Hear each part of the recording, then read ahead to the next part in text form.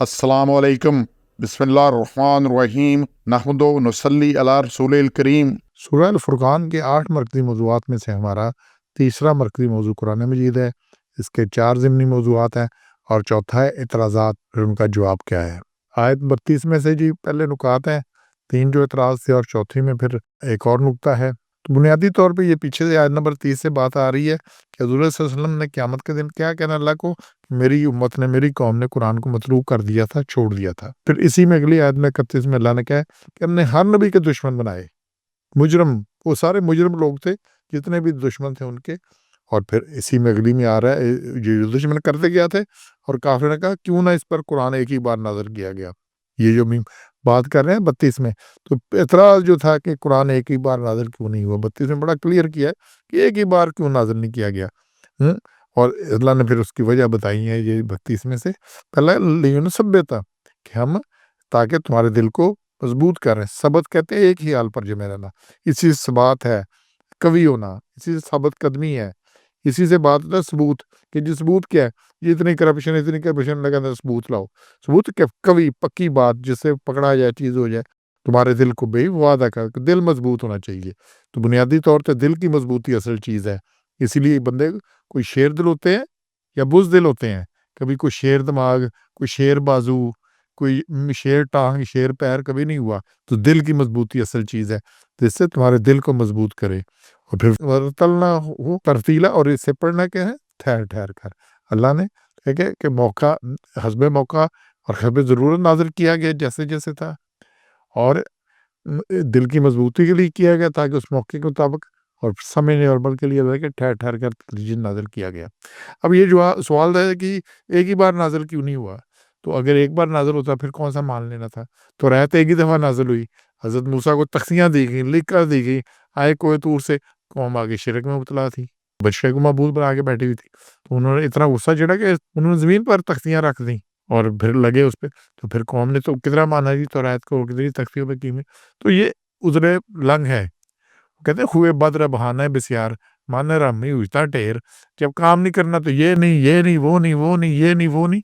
एक बार होता तो फिर कर। अच्छा वो तो थे ना जी कुफ़ार का यहाँ पर।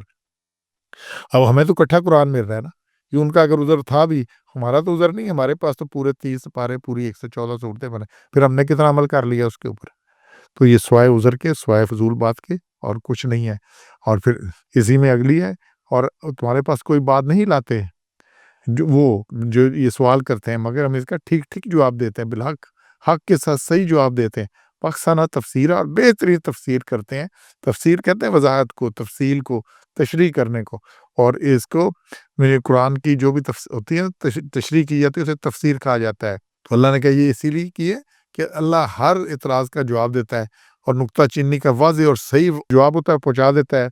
और कुरान के बददरीर होने की ये 3 फ़वाइद अल्लाह ने यहाँ पे बयान किए हैं, ताकि वक़्त के साथ। अब कुरान को गलत साबित करने के लिए, और कुफ़ार का ये था कि जी आप खुद गढ़ लेते हैं, खुद इसकी करते हैं। फिर अल्लाह ने कहा ये पूरा कुरान बना लाओ, नहीं बना सके, फिर अल्लाह ने कहा 10 सूरतें बना लो, नहीं तो 1 सूरत ही बना लो, नहीं कर सके। फिर कहते थे ये फलाना गुलाम सिखाया जाता है, फलाना बंदा सिखाया जाता है, वो सारी बातें।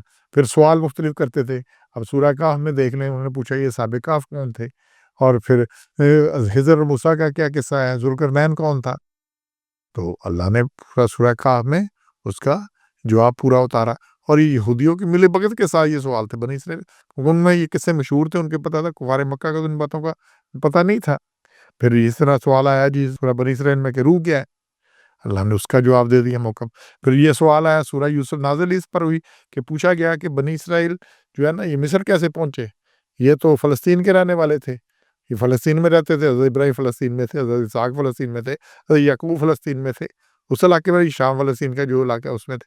तो ये बनी इसराइल आई कैसे? तो अल्लाह ने पूरी सूरह यूसुफ नाज़िल करके बताया कि इस तरह से यूसुफ कुएँ में आए, फिर कुआँ से मिस्र पहुँचे, बिक गए वहाँ पर, और फिर क्या हुआ, फिर जो बादशाह बन गए, फिर उन्होंने बुला लिया सब।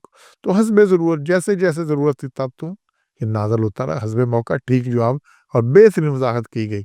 और सारे, और ना सिर्फ ये वज़ाहत की गई, बल्कि जो कुफ़ार के सवाल थे انہیں پر منطبق کر دیے گیا اس جواب کو کہ اگر حضرت یوسف کو کنویں میں پھینک دیا گیا تھا، کمزور تھے، کچھ نہیں تھا، ان کے بھائیوں نے تھا، پھر بھائی آئے اور انہوں نے سجدہ کیا، تو یہ آئی ابھی یہ ہے کہ ابھی تم چڑھے ہوئے ہو، حضرت حضور صلی اللہ علیہ وسلم کو تنگ کر رہے ہو، خرابیاں کر رہے ہو، قتل کے منصوبے بنا رہے ہو، پھر ایک دن آئے گا کہ پھر یہ تم یہ جھکے ہو گئے۔ پھر فتح مکہ پہ وہ وقت آیا اور پھر آپ نے وہی آیت پڑھی لا تسریب کہ کوئی تمہارے اس پہ نہیں۔